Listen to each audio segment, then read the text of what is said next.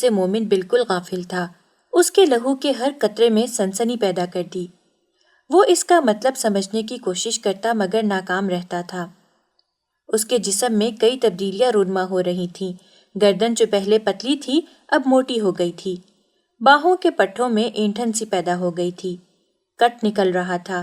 سینے پر گوشت کی تہ موٹی ہو گئی تھی اور اب کچھ دنوں سے پستانوں میں گولیاں سی پڑ گئی تھیں۔ جگہ ابھر آئی تھی جیسے کسی نے ایک ایک برنٹا اندر داخل کر دیا ہے۔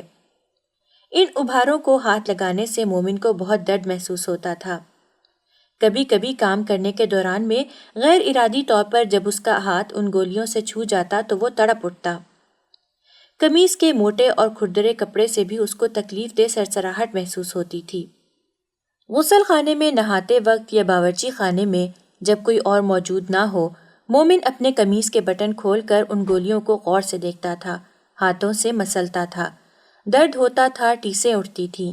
اس کا سارا جسم پھلوں سے لدے ہوئے پیڑ کی طرح جسے زور سے ہلایا گیا ہو کانپ جاتا، مگر اس کے باوجود وہ اس درد پیدا کرنے والے کھیل میں مشغول رہتا تھا۔ کبھی کبھی زیادہ دبانے پر یہ گولیاں پچک جاتیں اور ان کے منہ سے لیسدار لعاب نکل آتا۔ اس کو دیکھ کر اس کا چہرہ کان کی لوؤں تک سرخ ہو جاتا۔ وہ یہ سمجھتا کہ اس سے کوئی گناہ سرزد ہو گیا ہے۔ گناہ اور ثواب کے متعلق مومن کا علم بہت محدود تھا۔ ہر وہ فعل جو ایک انسان دوسرے انسانوں کے سامنے نہ کر سکتا ہو اس کے خیال کے مطابق گناہ تھا۔ چنانچہ جب شرم کے مارے اس کا چہرہ کان کی لوؤں تک سرخ ہو جاتا تو وہ جھٹ سے اپنی قمیص کے بٹن بند کر لیتا اور دل میں عہد کرتا کہ آئندہ ایسی فضول حرکت کبھی نہیں کرے گا۔